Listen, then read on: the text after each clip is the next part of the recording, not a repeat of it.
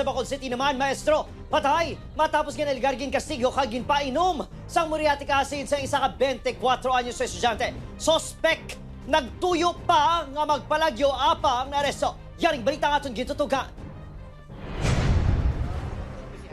Sa sining nga video, makita ang tinulo sang dugo sa sulod sa isa ka balay sa Barangay Elhis, Bacolod City isang Biyernes ng gabi. Sa sulod sang kwarto, nasapuan nga patay na. Wala sang pangibabaw nga panapton kag may mga paso ang guya sa isa ka lalaki. Ang biktima, ginkilala kay Elias Boy, 38 anyos, isa ka maestro sa high school sa Bacolod City. Sa pagsaysay sa Chief Tanod, isa sa mga una nga nagresponde, naabtan pa nilang sospek sa sulod sang balay.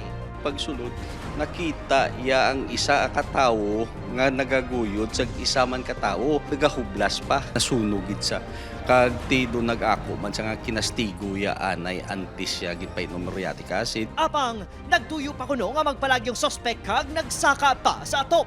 Sulod sa CR kay nagsaka sa sir sa babaw kisame, nagrinungkado lang atop. That time why rigid sa siguro gawaan pagkadugay-dugay may nawasak naman nga nawasak ang kisame kay ti metal paring 3 times ang nagsaka sa atop para tadi malagyo. Sa ulihi, nadakpan sa kaprisan ng sospek.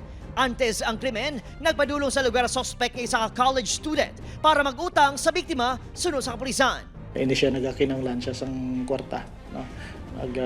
Mahulam siya sa biktima. So isa na sa ginalantaw naton nga ang gulo nga nag-request ini siya sang kwarta sang habang inom sila. Na siya minor, sir. Adult na siya. Although bisan ng baluntang estudyante siya, adult na gid siya. So he could decide on his own.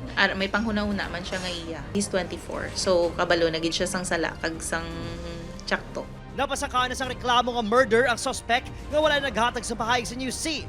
Wala man nagpa-interview ang himata sang biktima. Ipaidalom pa sa autopsy ang bangkay sang biktima. Upod kay Herald Ekang, Adrian Bretos, 1 Western Visayas.